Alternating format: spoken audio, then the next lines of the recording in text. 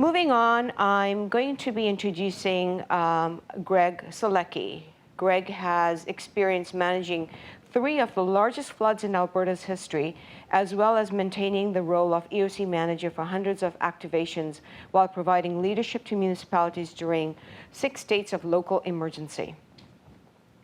He is a certified instructor to the highest level for both Incident Command System and Canada and the Federal Emergency Management Agency, so for both ICS and FEMA.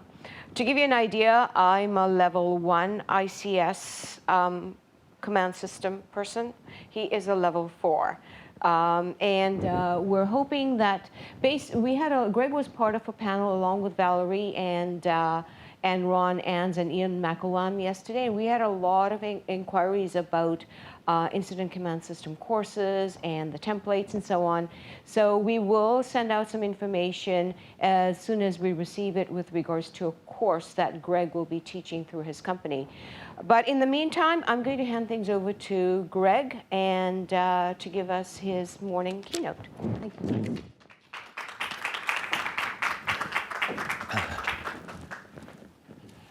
Thanks very much, and thank you everybody for having me. Part of my experiences, I think, is what I've learned over the years, going through the different disasters. A lot of the major emergencies I've gone to is really about sharing what I've learned. I've gotten to that stage in my career where I've had good experiences, maybe not so good experiences, but it's all learning opportunities. So thanks once again for being here. Thank you very much for inviting me. I find this very worthwhile and exciting. Some of the takeaways from today that I'll touch upon, and what I'll do is give you probably, well, some information. We talk a lot about the leading edge. This is going to give you an edge in leading, if anything, as well, with some of the information that I'll go over. The neuroscience of crises, so how do we react and act during a crisis? Meta leadership, I'll get into that a little bit as well. That's a Harvard initiative that came out after 2001, after 9/11, and then pandemics, because everybody's speaking about pandemics anyway. I want to get into a little bit more of my background as well. I'll also leave some time for questions. I find that very helpful and fulfilling. I know we don't have a big audience right in front of me, but the audience that's virtual, if you do have a question, guaranteed someone else has a question, and we'll be able to talk about that and answer them as best as I can. I'm usually up here when I speak, and I walk around a lot, so I'm going to drive the cameraman crazy probably, but I'll try not to move too much, so I'll keep that in mind as well. A little bit about my background. When I look at it now in my career, it's really about being involved with high-performance teams. The first one being Team Canada Volleyball. So in the 80s, I spent a lot of time, obviously, practicing, working out, creating, and hopefully becoming a big part of a team that was on its road to one of the first Olympics in many years in 1992. Traveling around a lot and working in that team environment. And what makes a high-performance team? Whether it's your day-to-day business, whether it's arriving at a crisis or a major emergency, it's that you're very focused on goals and you're achieving results. That works from sports teams to your workplace teams to teams in crisis that are responding as well. After I left Team Canada in the early 90s, I ended up in the Calgary Fire Department, working with high-angle rescue teams, hazardous materials response teams, obviously firefighting as a team aspect as well, and a lot of the emergencies that we responded to there. 9/11 was a career changer for me.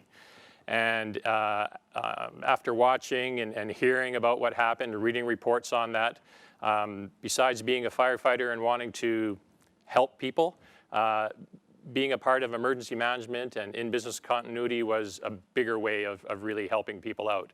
So understanding critical infrastructure interdependencies, trying to understand how things were coordinated, communicated in a major response and major emergencies and major disasters was something that really caught me, and I moved forward on that.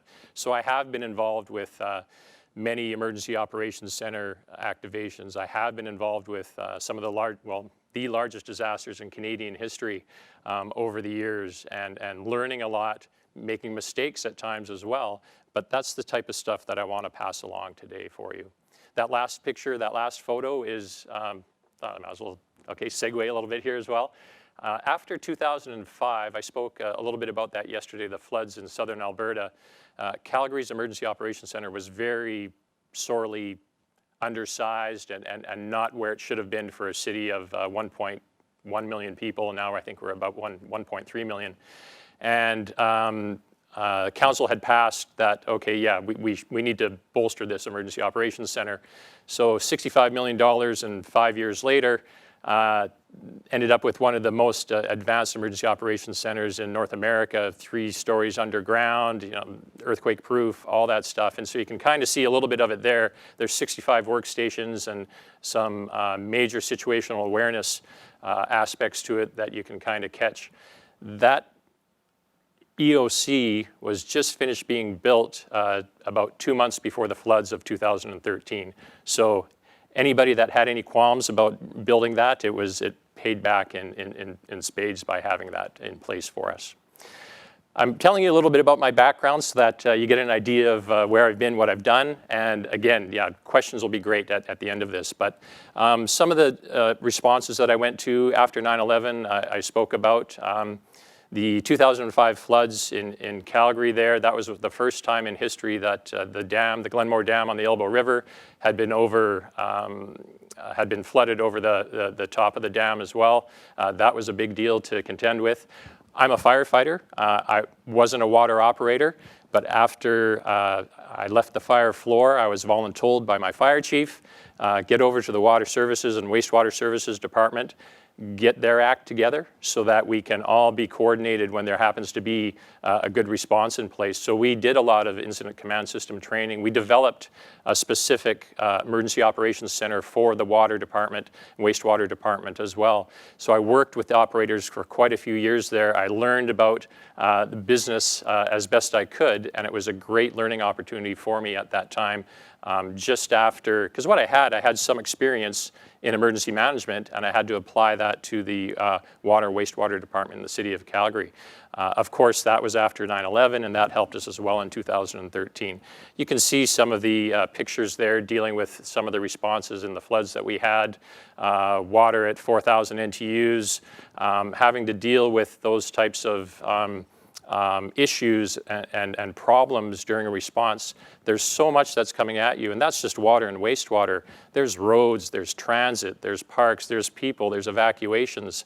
How do you work within that? How do you do that successfully? And I'll speak to that as well.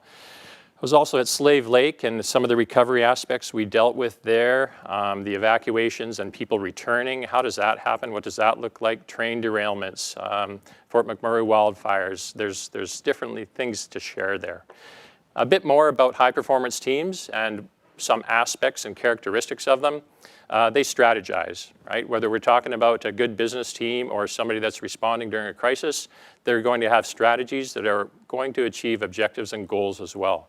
Emotional intelligence, understanding who you're with, understanding how to flex and bend with their characteristics so that we can achieve the goal as a team. Communicate and listen, right? Big part of that when we're talking about coordination and communication during crises is the listening aspect as well. Understanding your roles and responsibilities. Everyone has some role to play within an emergency response or within a crisis. Understanding what that is going to help the team move forward. Responding to change. Your first plan, it's been said a lot, first contact of your plan is never successful when it contacts the enemy. So you have to have a plan B. I think Ron mentioned this yesterday. What's my plan B? What's my plan C? It's nice that we have these plans in place. They never are perfect. We've got to figure out a way to reorganize and respond to the change in what's occurring to us to make it more effective as we move forward. And then the effective leadership side. Responding in an emergency, responding in a crisis is about leadership. No matter what level of the organizational structure you're at, it's about the leadership aspect and making sure, again, we understand the ultimate goals. Ultimate goals. So why is this up here? I've got it in a couple times. Talking about high-performance teams. So yeah, okay, Battle of Alberta. I'm from Vancouver.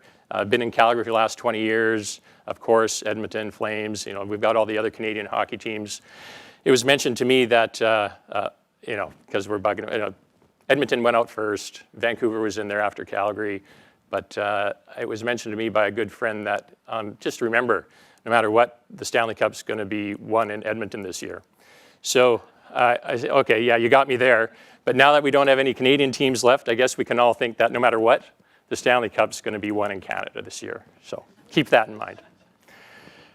Dimensions of meta leadership. I kind of spoke about this just a little bit. The meta leadership concept came out of, just after 9/11, came out of Harvard. After 9/11, the US government wanted to ensure, so talk about opportunities, but they wanted to find out a bit more what makes people effective during a crisis. What are some of the leadership aspects? And Harvard came up with the science and did a lot of research on how we actually react, what that communication is like, how we understand what our role is as that person within the event, the contacts that you have to make. And it's about leading upwards and across the organization, but also below the organization. So what's the culture like at the time? What are the problems? Meaning, how many objectives do we have to fit the problems? And then we can get to the strategies and tactics to achieve what we need to. It's leading across the whole organization and also leading beyond. I mentioned I was fortunate enough to be a part of that group that was involved in developing the program. One of my instructors, Rich Serino, was the FEMA director for about 8 years during a different administration. He's got, I'll talk about some of the information he gave me in February when we get into the viruses as well.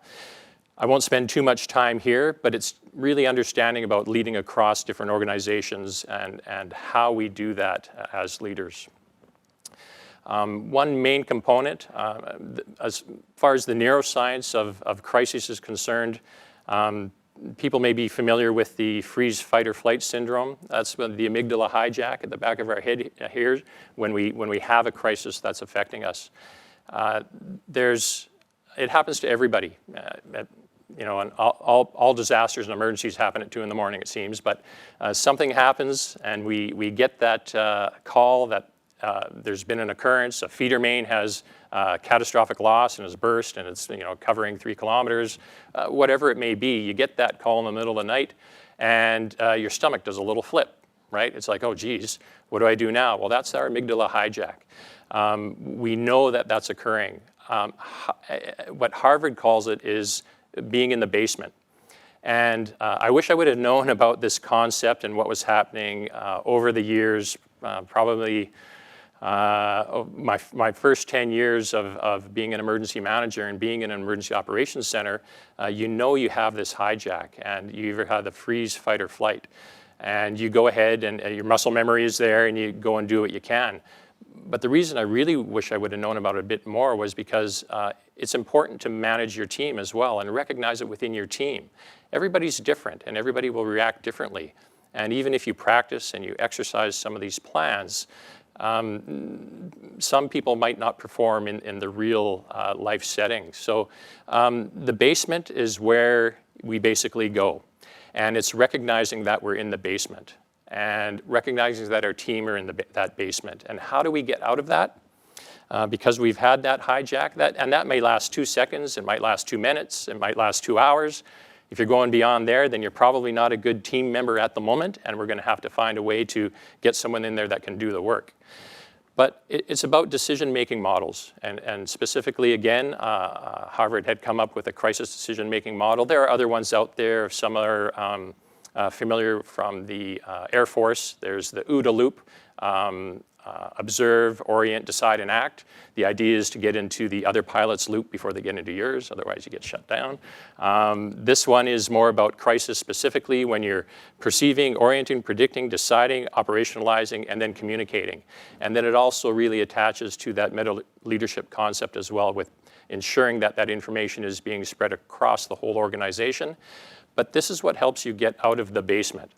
You have that first initial contact with the crises and understanding that, okay, I should be doing something here. What is it? These are examples of decision-making models. The other one is within the incident command system, which is probably one of the better concepts in there. What are your priorities, problems, objectives, strategies, tactics? And that's how you build that whole structure within the incident command system. And everybody is aware of what the ultimate goals are and what that reporting structure pretty much looks like. I'll get to that a bit later, a bit more, some of the incident command system, but more on pandemics and what we've learned throughout the years and some of the stuff that I've learned throughout the years as well. After 9/11, SARS came pretty quick. It was 2003. And a lot of those reports, those big ones right there, really what it had boiled down to, in my opinion, was communication wasn't as good as it could have been. And it's great to see now across this country, you know, every morning still, we've got the medical officers of health for each province addressing the community and the people in the province. But even the first few days in March, you had the Prime Minister, you had the Premiers, you had the MOHs giving us all that information. And that goes down to the hospitals. And unlike our neighbors south, we share a lot of information in our healthcare system. We share supplies. And that was very important, I think, to getting the message out and for us being able to flatten the curve somewhat as we have right now. H1N1, H5N1, what did we learn there? For the most part, it was the supply chain management. I couldn't believe it. We had run out of masks. You think it was a problem this time. H1N1, again, 3M was pretty much the company that developed N95 masks that would be some of the best masks that you could have at that time, those white ones that cover you. And there was a worldwide shortage. There was a worldwide shortage on isogels. This time around, there was a shortage for a little while, but you see it everywhere now. So we were able to at least think about what a supply might have to be kept for and what the supply might be needed when we do need it. So we've learned and we've applied some of those learnings, which is probably one of the most important things.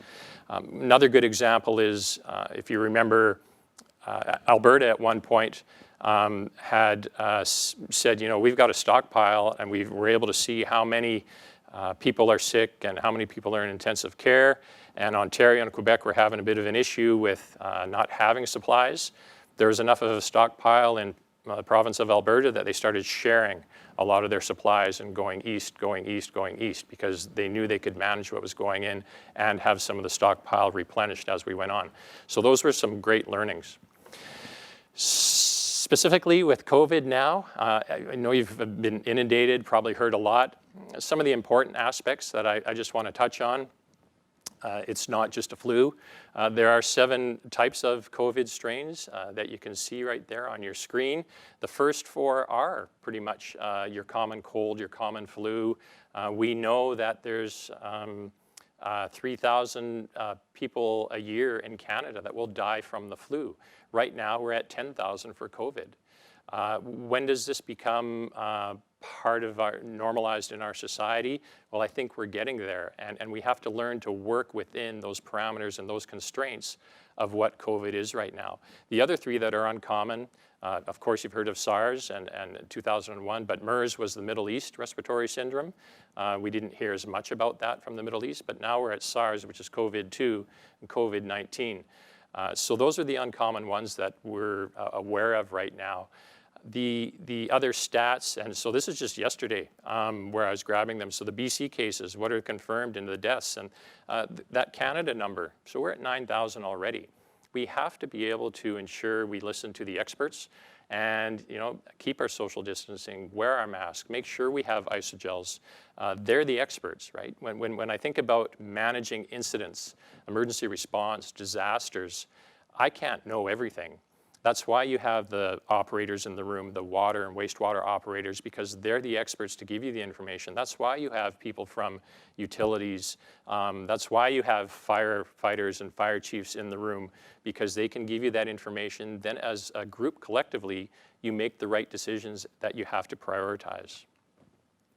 This is the one graphic that got me. I mentioned Rich Serino from Harvard and FEMA. We were at a conference back in February, and I was speaking this morning about the blue dot algorithm. I won't get into that, but it was a Canadian company that first discovered really the pandemic in Wuhan in about October.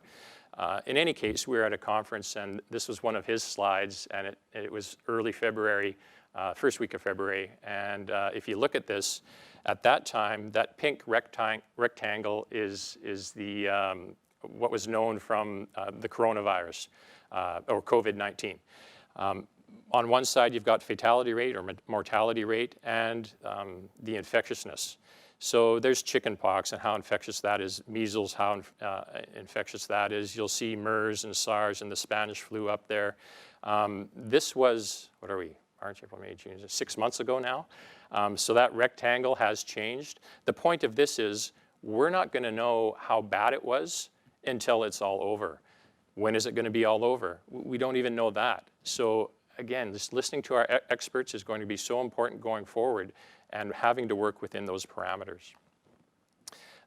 We also talked a little bit this morning about the pandemic waves. Here's an example of an average of some of the pandemics in previous years and how they've occurred. It normally is 3 waves. But are we in the second wave right now? Or are we in the third one? Again, we won't know until it's all over. But yes, there will be a second wave. And already we're seeing spikes in, well, BC, Alberta, and Ontario. And that's likely going to be one of the waves, whether it's the second or third wave. But it will be definitely occurring. And we have to figure out how to carry on and work within, as I mentioned, the constraints of COVID. There's some more research that came, I think, out of UCLA, some possibilities of how the waves will work or how we will experience them. Again, different in the United States. They have a different way of dealing with this, and they may have some bigger peaks as time moves on. In Canada, I think we've done a pretty good job listening to the information that's out there. And we will probably, again, just in my opinion, we'll probably have more of that slow burn where we have peaks, but not really huge peaks, but these kind of bumps. And then we can learn how to contain them. I mean, a lot of children are in school right now. I've got 2 in school right now. And even having to deal with that as a parent and what's going to happen when your school has a case, everybody gets sent home, and what's that ripple effect? So it's having to think about that and prepare for those types of things. This graphic as well. When we were talking about the virus in February, there was one of the epidemiologists from Harvard, and he had a pretty good saying, and I grabbed a little clip of something that he had mentioned, and if we're dealing with it, it's because everybody's dealing with it. And I wasn't sure exactly what that meant until March, when things really hit, and no one's coming to help you, right? If you're a municipality, if you're a company, a province, I ended up working quite a lot with the Indigenous communities, 2 Indigenous communities, and you know, it's like, okay, well, you know, whether we're right beside Calgary, well, Calgary will be able to do this for us. They'll be able to ensure we have a water supply. They'll be able to ensure we've got a food supply. Well, no, because they're dealing with the same thing, and they've got to ensure they've got their water supply. So that's when that saying really hit me. It's because everybody's going to be dealing with it, and we have to look after ourselves. So we were quite successful going through a lot of these methodologies and processes that I'm talking about, working with the First Nations to get a lot of their pandemic plans in place for at least a couple that I was working with at that time. So the disasters within a disaster. And what that means is we've got COVID. It's a disaster. It is. By all means and terms and definitions, it's a disaster. That's not going to stop the hurricanes, the wildfires, the earthquakes from occurring and coming, right? So how do you deal with that? And a lot of it has to do with your critical interdependencies as well. 10 critical infrastructure sectors in Canada. They all impact one another. Water, wastewater, the health sector, safety sector, energy utilities. It's important when writing plans, when understanding how you're doing business continuity, what the incoming impact is and what the outgoing impact is with your specific sector that's in place.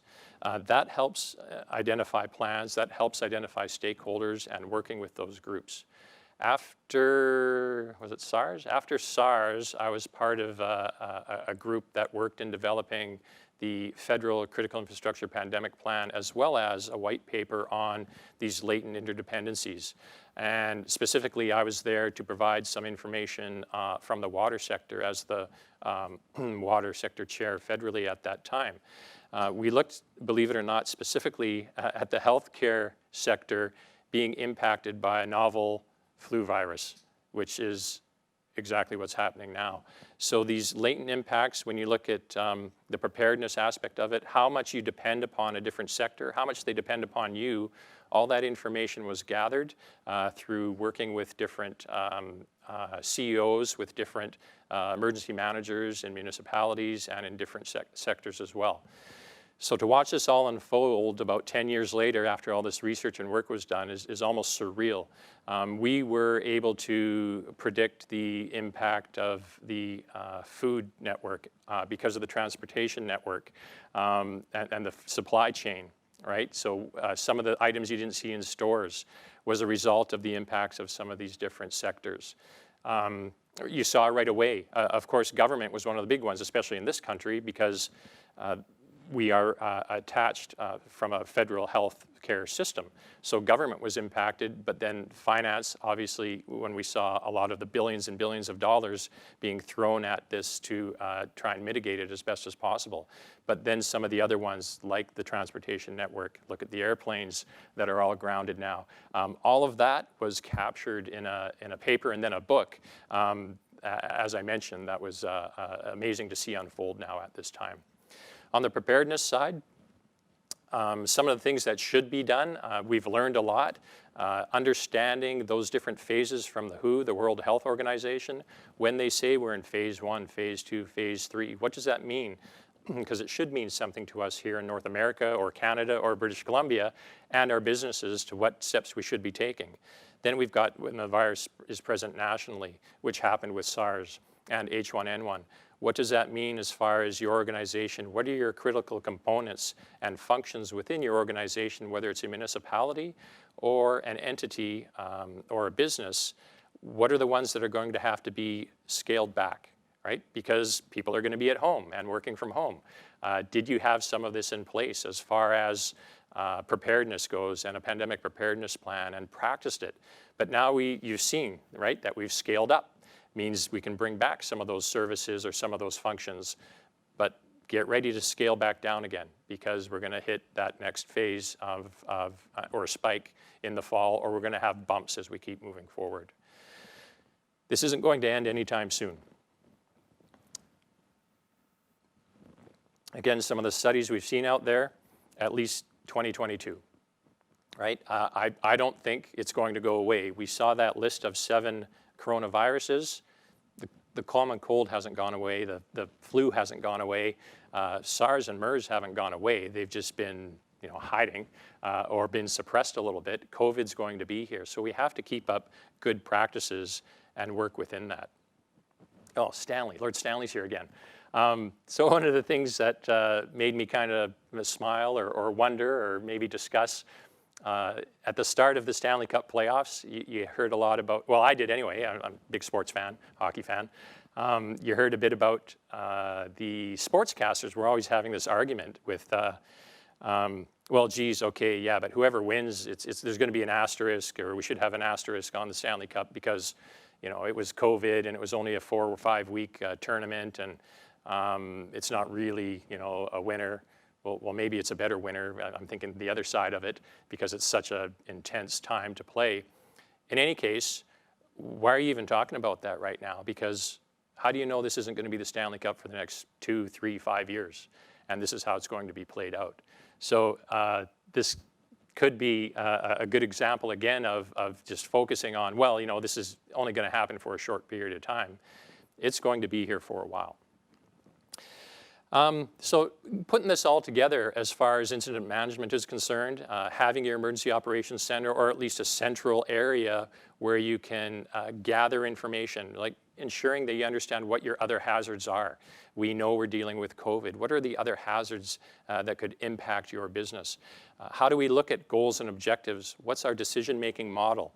These aren't just things that are in plans. These are how you practice the plans, having those concepts in place, having an incident management system like ICS to deal with that.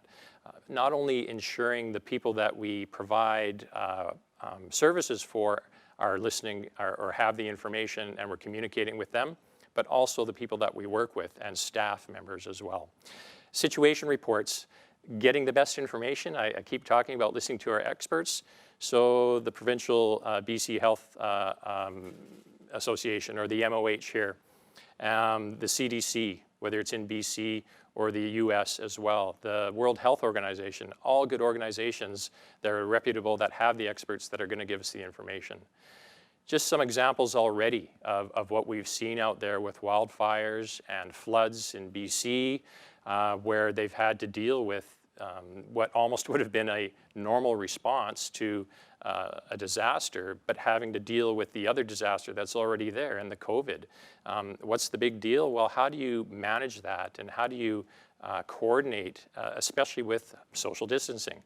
If we have a flood or a fire and now we have to evacuate, what does that look like? Because we used to have reception centers and they'd be staffed with people and they'd be packed with people that are evacuees.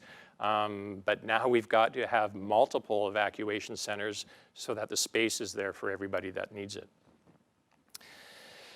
That takes us to ICS, right? The incident command system, when you think about the methodologies and processes, that's really important.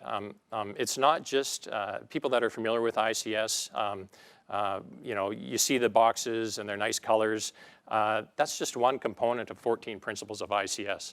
The important things that I think are really important are those processes and methodologies, because whether you have a technology to assist you, whether you have you know, people that have a lot of the information and resources available for them to, you know, put things up on boards. When it comes down to it, if you just have a pen and paper and a group of experts in a room, what are the processes? That's what's important. What are the methodologies to get moving and start well and keep moving forward? Those of you that are familiar with ICS are aware that it started in the 70s in California because of the wildfires that they had there, and there's massive loss of life and property at that time. But there was a Canadian system.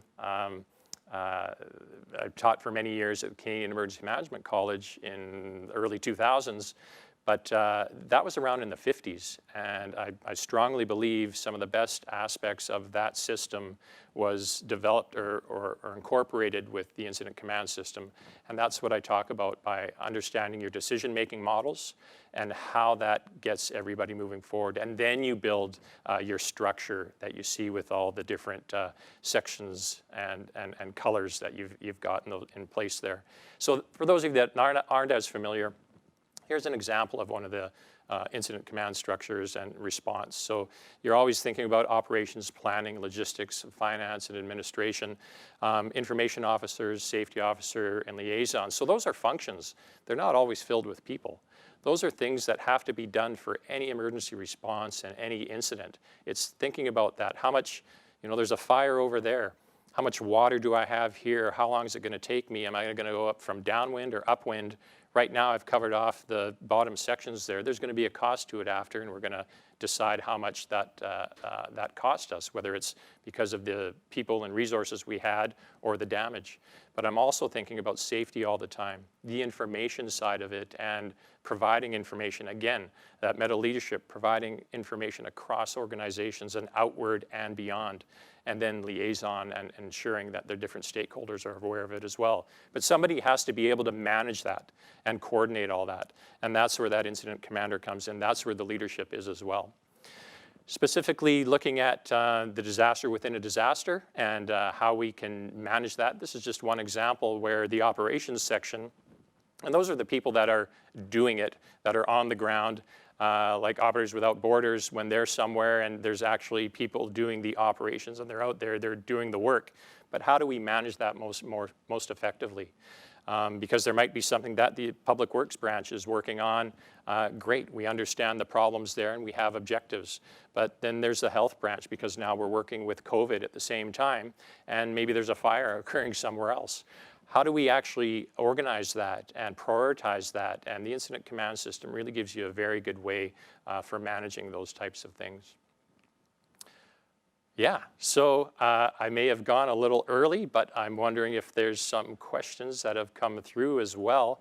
One thing I'd like you to keep in mind is the tagline for the conference was, leading edge, which I firmly believe in, and some of the concepts I've talked about and briefly touched upon, at least I'm sure it will give you an edge in leading as well. So thank you very much. If anybody wants to contact me or connect with me and ask any more questions, I'm always available. Thank you.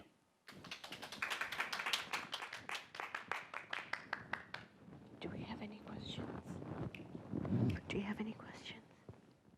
So, Greg, on the incident command system,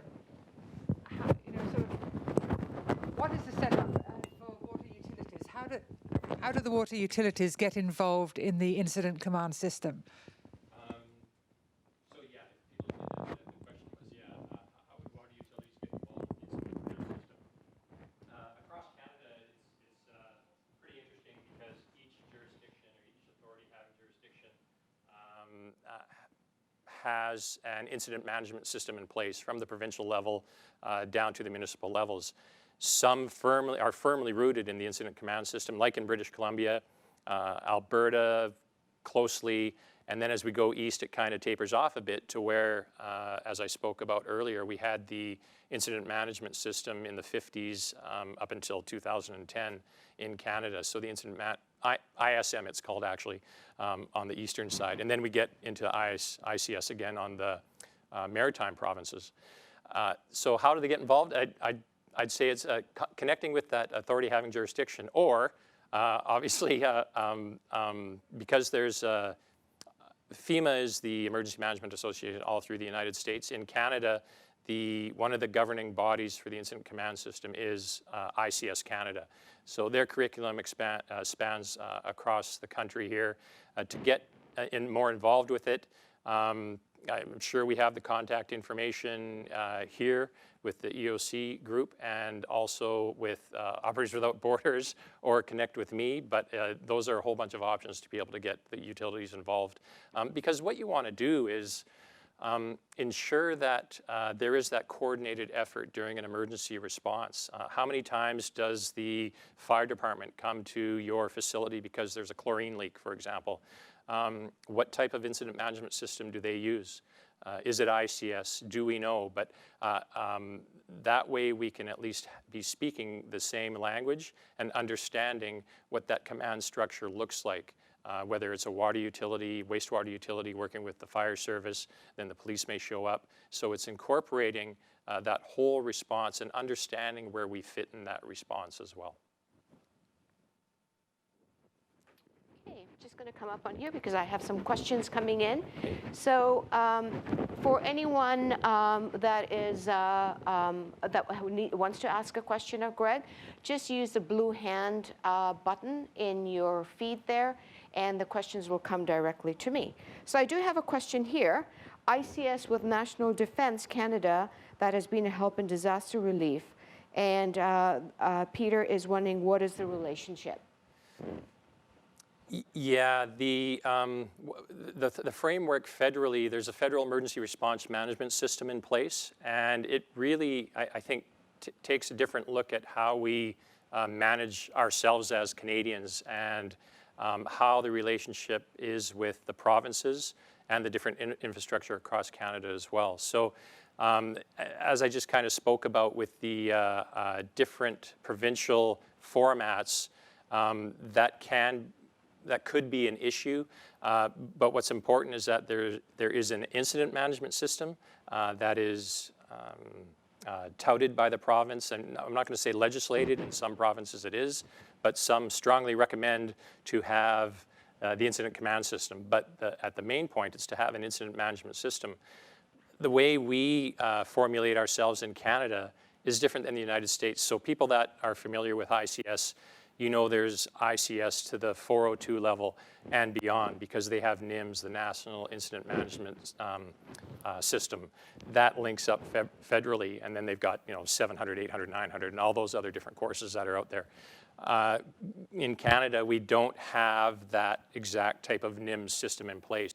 We depend more upon that kind of site management where it's much more of a coordinated, collaborative way to first respond to a type of disaster or major emergency. I find it fascinating. It's so true, right? I've been in the States, I've been in Canada, and in Canada, we respond differently to major emergencies, or especially disasters, when we all get together. We're much more about collaboration and communication than command and control, if that makes any sense from what I see. We still have structures, but we are much more about that coordination and cooperation all together to that one goal versus, I've got 5 bars here and this is the way it's going to be, and that's the way our southern neighbors have kind of built a lot of their paramilitary structures. And I'm not saying one or the other is better, I'm just saying that's the difference between the two. But because the ICS is so prevalent in the US, it does affect us in Canada because we've got infrastructure crossing borders, so that's why it's important to have a good understanding of ICS as well. Thank you, Greg. I have a question here from Diana and a comment. Thank you, Greg, for your presentation. What is your opinion on utilizing local resources, such as small businesses, to be able to, in the event of great need, to convert their manufacturing to provide sufficient supply of needed material in emergency situations? And also, if they are local, it'll be easier to distribute the goods, not needing to rely on large transportation networks. This may benefit local economies as well as by diversifying. Yeah, one of the things we've tried to do for years as emergency managers, whether it's mostly in government, I'd say, and government I'm meaning municipalities. So I was in the city of Calgary for 26 years, and it's been 7 years I've been gone now. So I can speak to both sides, and this past 7 years been working a lot with private corporations and industry. Within government, a lot of the areas we were trying to get to was having those public-private partnerships, exactly I think what you're mentioning there. And so having businesses, local businesses working together with, it's going to be a municipality, to ensure that you have the infrastructure available to have the resources that are being tagged or asked for. But it's those partnerships that are so important. And Ian mentioned it yesterday, during a disaster, it's not the time to be exchanging business cards. So it's a little harder to do it now when you really want it now. It's nice to do all this stuff, years ago when we're planning for pandemics, when we're planning for earthquakes, when we're planning for floods, have those conversations and have those agreements even in place where we have mutual aid agreements or memorandums of understanding that, hey, if this ever does happen, can you switch from making beer to making alcohol wipes, right? I saw a couple of companies do that in Canada as well. The other thing I wanted to mention, and if people didn't tune in yesterday to our panel, small business, unfortunately, and we know this, up to 40% of small business will not recover after any disaster. That's a flood, that's a fire, that's a pandemic. And I think we all know some people or somebody that's either working in a small business or owns a small business that has been severely impacted by this. So that's something else to keep in mind as far as having those partnerships and agreements. Okay, I just wanted to comment to Diana on that too, is I was fortunate enough to be invited to a session that was part of the National Speakers Bureau, and they were talking about, and this is probably a term everyone's probably quite tired of hearing, is about how we're pivoting and succeeding or not succeeding. And 2 companies were profiled in this National Speakers Bureau presentation. And one was a company that manufactures some small car parts. And of course, there's not a lot of car manufacturing going on right now because of the pandemic. So this group got together with their production team and said, well, what can we do to make face shields? And they basically revamped their manufacturing system, ordered some new supplies, and this is a Canadian success story. They are supplying face shields to the U.S. and to Canada, and they are making 500,000 face shields every single day. Another company used to make some cosmetics, and now they're making hand sanitizer. So there are a number of things like that that are happening. So where we're actually starting to depend on our own manufacturing businesses in Canada. I do have a question, though, that came in from Stacy. Do you think that COVID-19 or some other SARS-type virus will become normalized in our day-to-day lives like the flu has? Yeah. Short answer is yes. And I think we're seeing that already because the provinces have instituted their different phases of reopening. And that scale back, scale up graphic I showed as well. It's going to be here, and it will be normalized. Unfortunately, we saw how many deaths there have been in Canada attributed to COVID. That will hopefully flatten or lessen as time goes on, but we will see it now for years to come, and we have to figure out how to manage ourselves appropriately. I mean, okay, what are one of the opportunities coming out of this, as bad as it is? I think we're all a little aware of cleanliness right now, and washing our hands and making sure we have isogels and doing some social distancing, not going to work when we're ill or sick or feeling ill or sick, making sure our children aren't going to school when they've got that runny nose and they're sneezing and coughing.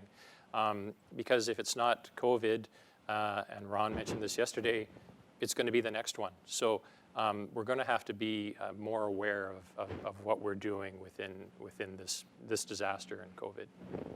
Okay. I have a question here from Roland. And are there any forms or templates made up from the BC government to help with setting up for disasters like earthquakes and floods, et cetera? Yeah, definitely. Each province, again, back to the federal emergency response management side of it, each province has their own provincial emergency management agency. BCERM's, you go to their website, you'd definitely be able to grab a lot of the templates off of their website. If you're in Alberta, Saskatchewan, Manitoba, all the provinces, getting to their emergency management association or agency, they'll have all of that there. And you can connect with your local director of emergency management or your provincial representative as well. And there's 4,000 municipalities in this country. Each one of them is mandated, legislated actually, by the province to have a director of emergency management in place. So whether they're really prepared for it or whether they're just aware of what their role might be, it's there. So you have a DEM, a Director of Emergency Management, near you that you could connect with and ensure that you get some of those templates as well. Okay. I have a question here from Rena. Why don't we encourage disaster teams to be created within the communities? As an operator in Fort McMurray, we had flooding the week before Calgary, but they sent up experts from Edmonton. The locals wanted to help, and they were pushed aside. It's great. Like the community disaster teams, again, is a concept that a lot of us in emergency management have been working on to produce. And I think, well, I know you have them, we have them in some municipalities and some communities. Calgary's for sure. And there's courses that have been developed, available nationally, the community emergency response teams, CERTs, where you certify certain folks within a community and then they build up that capacity. The International Association of Emergency Managers, another group that I've been with for many years, has had this initiative in place as well, where we've been trying to model a great example out of Germany, and I forget what those teams are called, but they basically even have government funding to develop capacity within the community, because you're so right. The first response during a disaster is going to be from the community. You're going to have limited, fire or emergency services response, even if it's infrastructure response, water, wastewater operators going out there to respond to whatever may be impacted. there's only a limited amount of people. So the first response is going to be from your community itself and people helping people. So those programs are out there as well. And if it's not widely or readily available in your municipality through your DEM, your Director of Emergency Management, go to the provincial agency and see what they have in place, because there should be something there as well. Okay, bit of an overlap with this question here between this one and the one from Diana. This is from Gabriel. Considering how much our society model relies on transportation worldwide and how it affects our chain of supplies in emergency situations, do you believe that decreasing the size of our economy and relying more on local businesses is a potential solution in the long term? Yes, I do. And if that's one thing that I was hoping for, again, there's opportunity, right? And when we look at Canada and this country and what we have for resources and what's in place, man, to be able to take care of ourselves first, whatever that looks like, to be able to ensure that we can maintain whatever we need to, local economy contributing to the ensuring that we've got the resources that we need and that we have them in place during something like this, I think is paramount. So coming out of this on the other side, I hope, again, and really, I guess we look to government, but we're the ones that put them in there. So we have that thought that we're going to be much more intrinsic to ensure that we're ensuring all Canadians and all people are taken care of, at least to some extent, or better than we did this time, while keeping in mind the whole world economy and supply chain management. I mean, I'm sure we could manufacture many items, articles that we need to maintain a lot of our certain status of living within this country. I know there was a good comment from Ian yesterday on how a lot of the chemicals come out of the United States when we're thinking about water treatment, and there could be an impact on the supply chain. So true, right? Because we never know what that border might be like, or what the impact would be on some of those companies' staff when they're trying to create and develop those chemicals. But maybe there's a way, if we identify enough within the water sector, water and wastewater, where this is really critical, and we've got to, we all identify that we're getting the same type of chemical from this one company down here or two companies abroad. Maybe there's an opportunity to ensure that we can do that in Canada instead. Just a real life situation. I went to Home Depot a few days ago to get a quart of paint in a particular color, and they said they didn't have quart cans available anymore because everyone's painting and renovating and doing things like that, plus the paint supplies come from the US. Huh. So those are the interdependencies which can be at risk. I have a question here from Peter.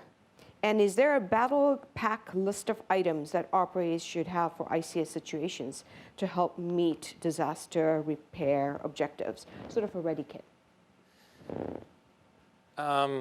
Yeah, I'm not sure if I'm understanding the question correctly, but if you're, two things. If you're going to be someone that responds in the field and having go kits available and ready, that's one thing. And then if you're in more of that leadership capacity where you might be working in an incident command post or an emergency operations center, that's another go kit to have. So I think yes is the answer. Operators, what are your major items that you might have to have when you're deployed to the field if you may not have the ability to go back and forth or be able to be given resources that you normally need very quickly. So what are those common items? Whether they're checklists, check sheets, different pieces of equipment, tools that you always need that's available for that type of go kit. If it's someone that's in more of a leadership position within an emergency command post, or what does that go kit look like within the incident command system? So bringing it right down to what are the basics that you need. If you are able to move through those processes, methodologies, you need a marker and a whiteboard or a piece of paper, and you can get a lot done that way. Either one, though, for that go kit, it's essential to have some sort of communication. telephones, texting, radios, satellite radios. How can we communicate? Because that is always something, whether it's the information flow that is impacted or the messaging that isn't always as clear, but that's something that's common to both of them as well. Okay, thank you. I'm wondering if that is something that Operators Without Borders, like Jason talked about taking work gloves. So I'm wondering if that's something that Operators Without Borders operators and some of EOCP's subject matter experts, and we could work together and kind of figure out some sort of ready kits that would be appropriate for different situations. So we can work on that afterwards. I have a question here from Wesley. Do you foresee the introduction of ICS into the public works sector in the future? Even at the ICS 100 level, this model would be valuable for initial response by public works to a water main, sewage, leak, or break. Yeah, the answer is definitely. I'm surprised, I guess, when it's not. And again, I know there are different incident management systems out there, but it needs to be. I talked a little bit about that, the chlorine leak where the fire department shows up. Well, fire departments, for the most part, have been using ICS for decades, if not another incident management system, which is known as Blue Card. And they're gold, silver, bronze. There's many systems out there.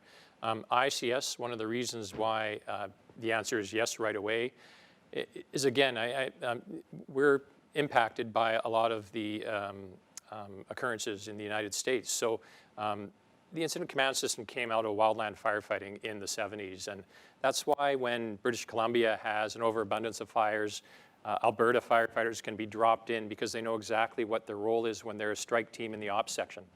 They know exactly what their role and responsibility is.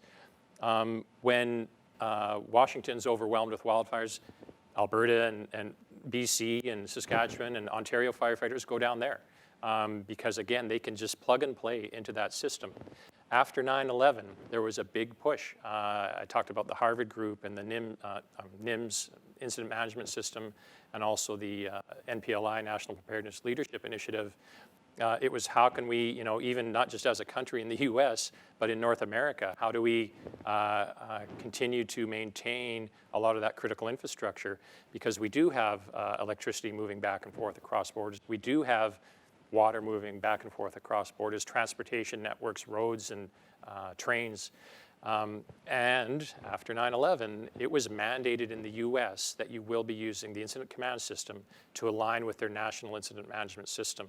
Well, if you're an American company or Canadian company working in the US back and forth like we do so much, and the friendly relationship that we have, a lot of that training is being done all the time with all those different sectors. So again, that's the long answer, but the short answer is yes, definitely. It should be prevalent with any water, wastewater agency. And I guess what kind of compounds the difficulties right now is like talking about disaster within a disaster. You want to provide that support, but we're in the middle of a pandemic. Mm-hmm. I have one last question, and this is from Parrish. What was the worst incident you ever attended? Oh, man. Yeah. So that's a huge expanse of because there were some pretty bad things as a firefighter. And I think I'll go to some of the goals and priorities of the incident command system. And it's always life and life safety is number one. So when you have to prioritize and make a decision, you're deciding on people's lives. And after that, it's property, the environment, and eventually you get down to finances and reputation for whether it's municipalities or organizations.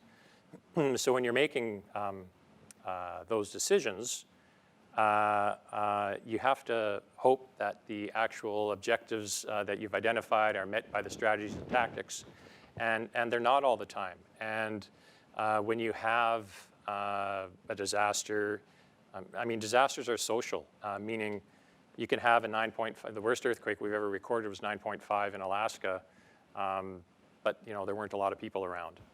Have that here in LA, there's going to be a lot of people impacted by that, either by injuries or deaths. So it would be those disasters where you've got a loss of life, for sure, that I've been involved with. It's, I think one thing we have to also recognize is, we spoke about this yesterday, but I'll repeat it again. One thing, FEMA had mentioned, and the U.S. has a lot of hurricanes, a lot of loss of life and death when it rolls through there. And there's one, what's it called right now? Yeah. Sally right now is rolling through Louisiana again, I think. And Alabama. Yeah, in Alabama. So there's going to be a huge impact there. And it's always the loss of life that's what you unfortunately have to think about after. But what we've done over the years, because people won't always listen and heed warnings and leave, whether it's a fire that's outside your municipality or the flood or the hurricane that's coming, even the pandemic. Like, it's really tough as an emergency manager because by telling people this, you could save a lot of lives, because the worst case scenario is the fire rips through the town, or the flood, floods the whole downtown core. And if people are there, they're going to be impacted. So you want to make sure to give them this information and so that they can be safe. Unfortunately, sometimes the flood isn't as bad, or the fire turns that way, and everyone's like, well, why bother? Why'd you even tell me that? And what some of the emergency managers and emergency services folks have resorted to in Canada and the U.S. is to ensure that you understand that message, to get away from the danger and make sure that everybody's safe in that regard. But unfortunately, you have people that just won't make that move sometimes, and the onus has to be put on them. Okay. Well, thank you very much, Greg. We'll do a vote on. That was really informative, and based on the questions we'd received, obviously a lot of our viewers are very interested in this topic. So we will have some more information following up via email to our delegates who are interested in doing some more work with regards to incident command systems.